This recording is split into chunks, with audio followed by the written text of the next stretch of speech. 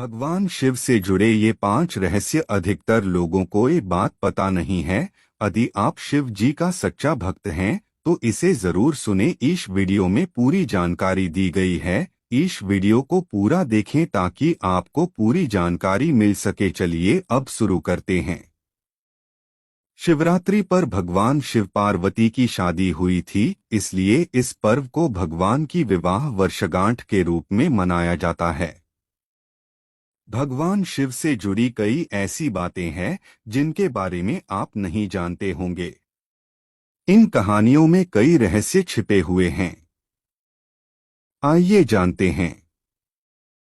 मां काली के चरणों के नीचे मुस्कुराते हुए शिव। भगवान शिव महादेव मां काली के चरणों के नीचे भी मुस्कुराते हैं। भगवान शिव क्रोध और उग्रता के प्रतीक हैं, फिर भी वह सबसे उदार रूप में है। ऐसा क्यों? आइए बताते हैं इसके पीछे की वजह। एक बार काली मां बहुत ज्यादा क्रुद्ध अवस्था में थीं। कोई भी देव, राक्षस और मानव उन्हें रोकने में समर्थ नहीं था। तब सभी ने मां काली को रोकने के लिए सामूहिक रूप से भगवान शिव का स्मरण किया। महाशक्ति जहां जहां कदम रखती, वहां विनाश होना निश्चित था। भगवान शिव ने भी यह अनुभव किया कि वह महाशक्ति को रोकने में समर्थ नहीं है। तब भगवान शिव ने भावनात्मक रास्ता चुना और उन्हें रोकने पहुंचे। भोलेनाथ मां काली के रास्ते में लेट गए। जब मां काली वहां पहुंची तो उन्होंने ध्यान नहीं दिया कि भगवान शिव वहां लेटे हुए हैं और उन्होंने शिव की छाती पर पैर रख दिया। अभी तक महाशक्ति ने जहां जहां कदम रखा था वहां सब कुछ खत्म हो चुका था। लेकिन यहां अपवाद हुआ। मां काली ने जैसे ही देखा कि भगवान शिव की छाती पर उनका पैर है, उनका गुस्सा शांत हो गया और वह पश्चाताप करने लगी। इस एक कहानी से हम बहुत कुछ सीख सकते हैं। यह मायने नहीं रखता है कि हमारे पास कितने संसाधन हैं और हम कितने शक्तिशाली हैं। कई बार ऐसे मौके आते हैं जब हमें सोच समझकर परिस्थितियों को संभालना पड़ता है। हर मुश्किल का हल निकाला जा सकता है अगर सूझबूझ से फैसला लिया जाए। मां पार्वती की ली थी परीक्षा। हम में से कुछ लोग ही जानते हैं कि भगवान शिव ने मां पार्वती की परीक्षा ली थी। पार्वती मां से विवाह करने से पहले भगवान शिव ने उनकी परीक्षा लेने की सोची। भोले ने ब्राह्मण का रूप धारण किया और पार्वती के पास पहुंचे। उन्होंने पार्वती मां से पूछा कि वह भगवान शिव जैसे भिखारी से विवाह क्यों करना चाहती हैं, जिसके पास कुछ नहीं है। यह सुनकर पार्वती मां क्रोधित हो गईं। उन्होंने कहा कि वह शिव के सिवा किसी और से विवाह नहीं करेंगी। उनके इस उत्तर से भगवान शिव प्रसन्न हो गए। वह अपने असली रूप में सामने आ गए और पार्वती से विवाह करने को राजी हुए। इसलिए पूरे शरीर पर भस्म लगाते हैं शिव। भगवान शिव पूरे शरीर पर भस्म लगाए रहते हैं। शिव भक्त माथे पर भस्म का तिलक लगाते हैं। शिव पुराण में इस संबंध में एक बहुत ही दिलचस्प कहानी मिलती है। एक संत था जो खूब तपस्या करके शक्तिशाली हो चुका था। वह केवल फल और हरी पत्तियां खाते थे, इसलिए उनका नाम प्रणत पड़ गया था। अपनी तपस्या के जरिए उस साधु ने जंगल के सभी जीव जंतुओं पर नियंत्रण स्थापित कर लिया था। एक बार अपनी कुटिया की मरम्मत के लिए लकड़ी काट रहे थे, तभी उनकी अंगुली कट गई। साधु ने देखा कि अंगुली से खून बहने के बजाय पौधे का रस निकल रहा है। साधु को लगा कि वह इतना ज्यादा पवित्र हो चुका है कि उसके शरीर में खून नहीं बल्कि पौधों का रस भर चुका है। उसे उस बात की बहुत ज्यादा खुशी हुई और वह घमंड से भर गया। अब साधु ने खुद को दुनिया का सबसे पवित्र शख्स मानने लगा। भगवान शिव ने जब यह देखा तो उन्होंने एक बूढ़े का रूप धारण किया और वहां पहुंचे। बूढ़े व्यक्ति के भेष में छिपे भगवान शिव ने साधु से पूछा कि वह इतना खुश क्यों है। साधु ने वजह बता दी। सब बात जानकर उससे पूछा कि ये पौधों और फलों का रस ही तो है, लेकिन जब पेड़ पौधे जल जाते हैं तो वह भी राख बन जाते हैं। अंत में केवल राख ही शेष रह जाती है। बूढ़े व्यक्ति का रूप धारण करे शिव ने तुरंत अपनी अंगुली काटकर दिखाई और उससे राख निकली। साधु को एहसास हो गया कि उनके सामने स्वयं भगवान खड़े हैं। साधु ने अपनी अज्ञानता के लिए क्षमा मांगी। ऐसा कहा जाता है कि तब से ही भगवान शिव अपने शरीर पर भस्म लगाने लगे ताकि उनके भक्त इस बात को हमेशा याद रहें। शारीरिक सौंदर्य का अहंकार ना करें, बल्कि अंतिम सत्य को याद रखें। भगवान शिव ने दिया था सुदर्शन चक्र। भगवान विष्णु के हाथों में हमेशा सुदर्शन चक्र सुशोभित रहता है। यह सुदर्शन चक्र भगवान शिव ने ही भगवान विष्णु को दिया था। एक बार भगवान विष्णु शिव की आराधना कर रहे थे। विष्णु भगवान ने भोलेनाथ को प्रसन्न करने के लिए हजारों कमल बिछा रखे थे। भगवान शिव यह देखना चाहते थे कि भगवान विष्णु की भक्ति में कितनी तत्परता है। इसलिए उन्होंने एक कमल उठा लिया। भगवान विष्णु सहस्त्रनाम लेते हुए शिवलिंग पर हर बार कमल का फूल चढ़ा रहे थे। जब विष्णु 1000वां नाम ले रहे थे तो उन्होंने पाया कि शिवलिंग पर अर्पित करने के लिए कोई भी फूल शेष नहीं रह गया है। तब भगवान विष्णु ने अपनी आंख निकालकर शिव को अर्पित कर दी। भगवान विष्णु को कमलनयन कहा गया है, इसलिए कमल के फूल के बजाय उन्होंने अपना नेत्र अर्पित कर दिया। अटूट भक्ति देखकर भगवान शिव ने भगवान विष्णु को सुदर्शन चक्र भेंट किया। अमरनाथ गुफा की कहानी। भगवान शिव के भक्तों के लिए अमरनाथ गुफा बहुत महत्वपूर्ण है। जब मां पार्वती ने भगवान शिव से अमरता का रहस्य बताने के लिए कहा तो वह गुफा की ओर निकल गए।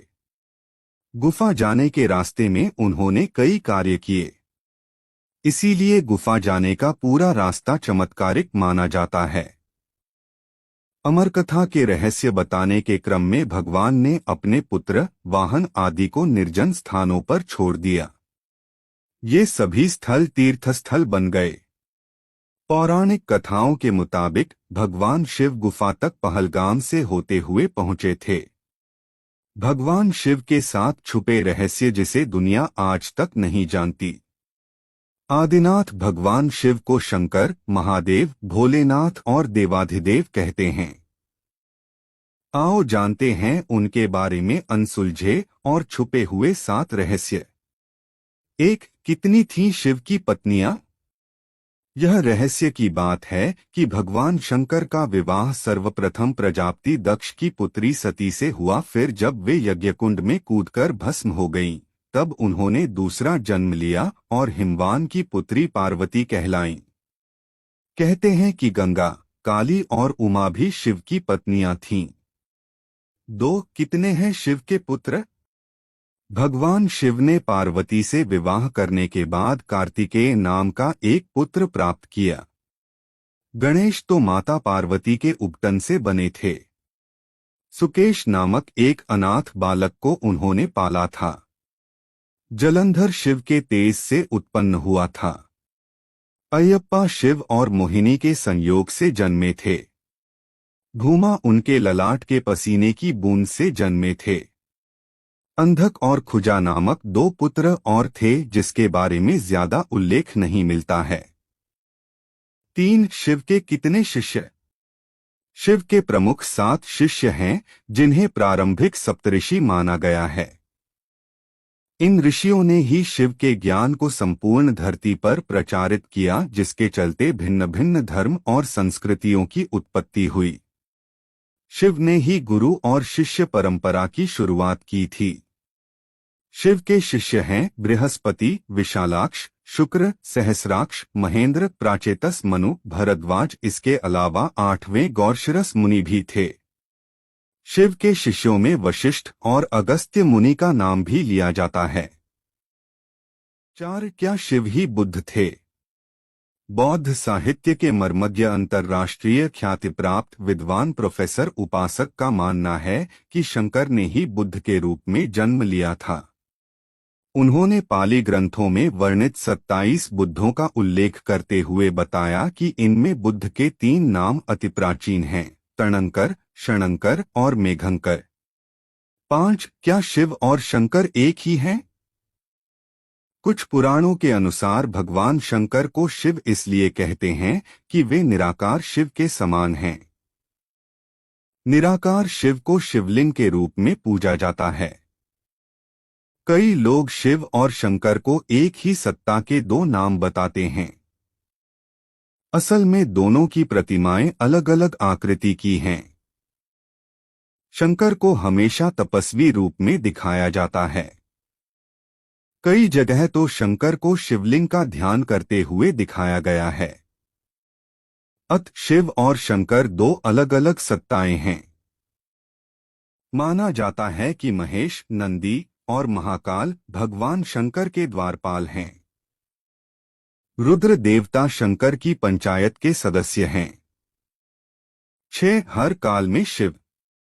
भगवान शिव ने हर काल में लोगों को दर्शन दिए हैं। वे सतयुग में समुद्र मंथन के समय भी थे और त्रेता में राम के समय भी। द्वापर युग की महाभारत काल में भी शिव थे और कलिकाल में विक्रमादित्य के काल में भी शिव के दर्शन होने का उल्लेख मिलता है। भविष्य पुराण के अनुसार राजा हर्षवर्धन को भगवान शिव ने मरुभूमि पर दर्शन दिए थे। 7. वनवासी और आदिवासियों के देवता। भारत की असुर, दानव, राक्षस, गंधर्व, यक्ष, आदिवासी और सभी वनवासियों के आराध्य देव शिव ही हैं। शैव धर्म भारत के आदिवासियों का धर्म है। सभी 10 नामी, शाक्त, सिद्ध, दिगंबर, नाथ, लिंगायत, तमिल शैव, कालमुख शैव, कश्मीरी शैव, वीर शैव, नाग, लकुलीश, पाशुपत, कापालिक, कालदमन और महेश्वर सभी शैव धर्म से जुड़े हुए हैं। चंद्रवंशी, सूर्यवंशी, अग्निवंशी और नागवंशी भी शिव की ही परंपरा से ही माने जाते हैं।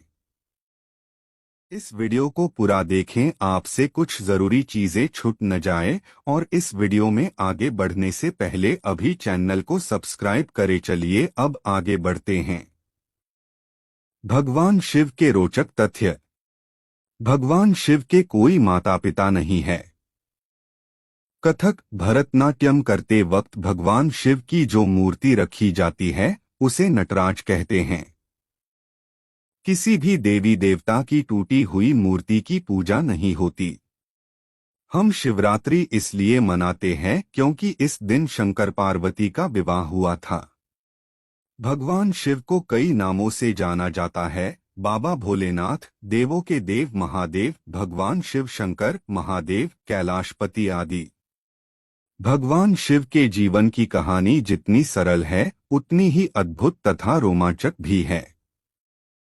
भगवान शिव के बारे में हमने बहुत कुछ सुना है और बहुत सी कहानियों और ग्रंथों में पढ़ा भी है, परंतु शिव जी से जुड़े हैं ऐसे अनेकों अद्भुत रहस्य या तथ्य है जिनके बारे में ज्यादा लोग नहीं जानते होंगे।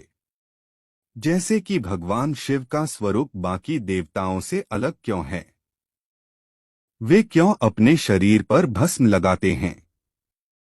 ऐसे अनेकों प्रश्न हैं जिसके उत्तर सब जानना चाहते हैं। आज हम आपको भगवान शिव से जुड़े ऐसे सभी रहस्यों के बारे में बताएंगे। आशा करते हैं यह आपको अवश्य पसंद आएंगे। भगवान शिव से जुड़ी 11 अद्भुत बातें। 1. शिवलिंग निराकार रूप को दर्शाता है। भगवान शिव की मुख्य आराधना शिवलिंग के रूप में ही की जाती है।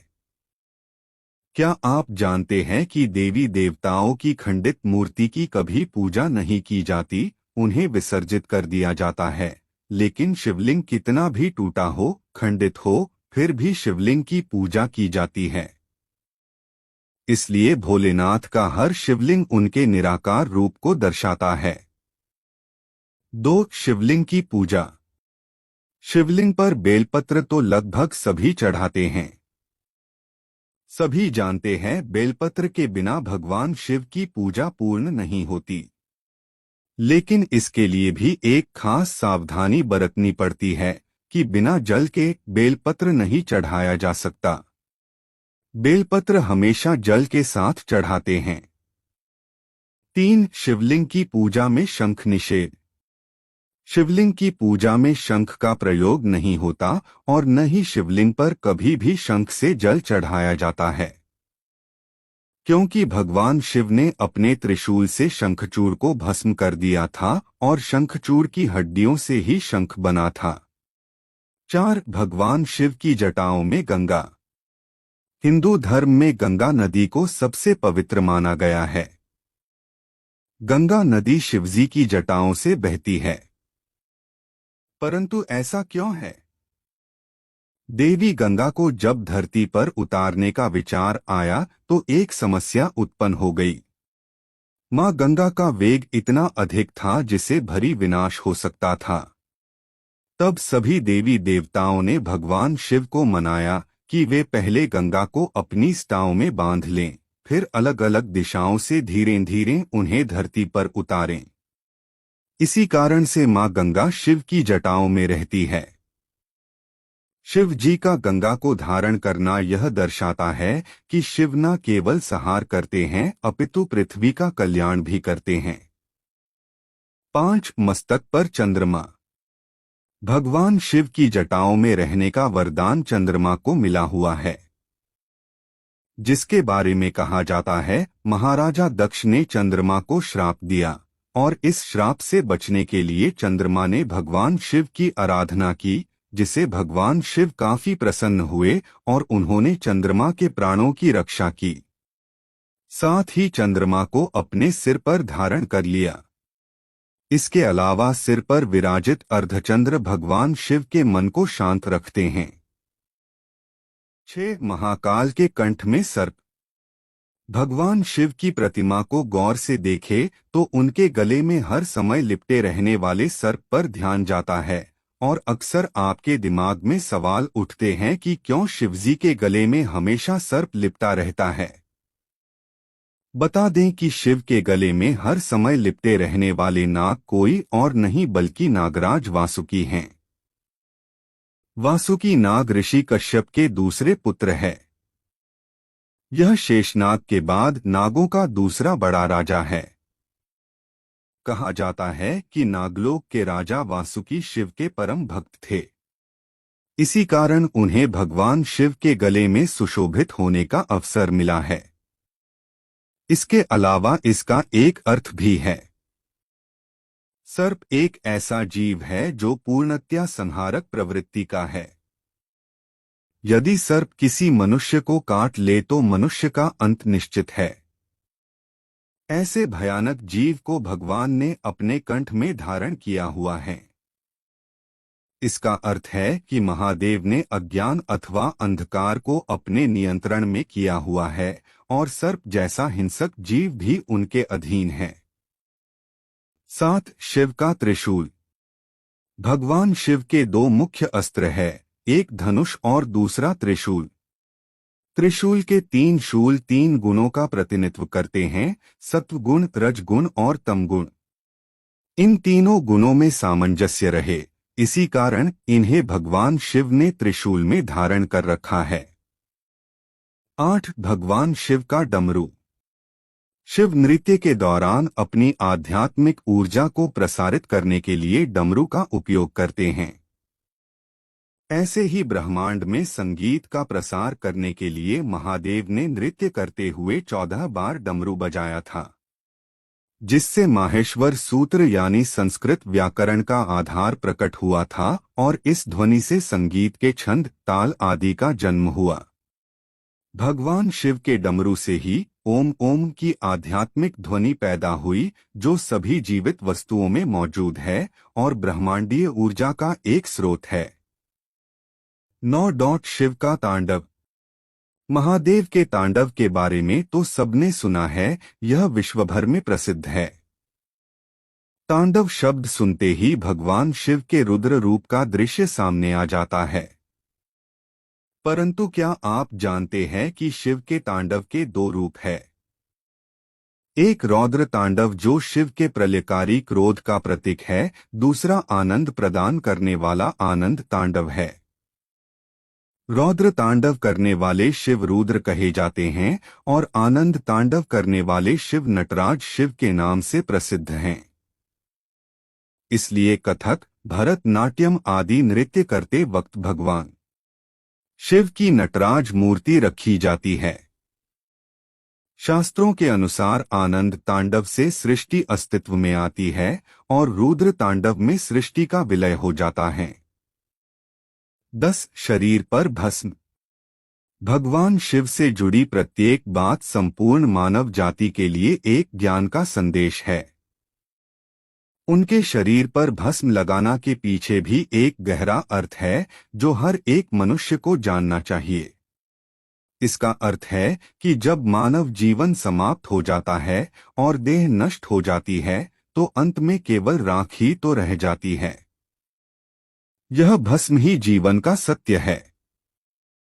सरल शब्दों में कहे तो यह जीवन, यह संसार, यह मोह माया सब कुछ राख के समान है। सब कुछ एक दिन भस्म हो जाएगा और राख बन जाएगा। यही कारण है कि भगवान शिव ने भस्म से ही खुद का अभिषेक किया। माना जाता है कि भस्म के अभिषेक से वैराग्य और ज्ञान की प्राप्ति होती है। 11 महाकाल का तीसरा नेत्र। भगवान शिव के ललाट पर उनका तीसरा नेत्र सुसज्जित है। ऐसा माना जाता है कि जब शिवजी बहुत क्रोधित होते हैं तब उनका तीसरा नेत्र खुल जाता है और इस क्रोध की अग्नि से सारी सृष्टि नष्ट हो सकती है। परंतु इसके अलावा इसका एक अर्थ और है। वह यह है कि तीसरा नेत्र ज्ञान का प्रतीक माना गया है। जब यह नेत्र खुलता है तो संसार में अज्ञानता को समाप्त करता है। आध्यात्मिक दृष्टि से देखा जाए तो शिवजी का तीसरा नेत्र भौतिक दृष्टि से परे संसार की ओर देखने का संदेश देता है। महादेव का यह नेत्र बोध कराता है कि व्यक्ति जीवन को वास्तविक दृष्टि से देखें। शिव जी का यह नेत्र पांचों इंद्रियों से परे तीनों गुणों सत, रज और तम, तीनों कालों भूत, वर्तमान, भविष्य और तीनों लोकों स्वर्ग, पाताल एवं पृथ्वी का प्रतीक है। इसलिए शिवजी को त्र्यंबक भी कहा जाता है। वास्तव में तीसरा नेत्र खोलने का अर्थ है जीवन को अधिक गहराई से समझना और जीवन को एक नई नजर से देखना।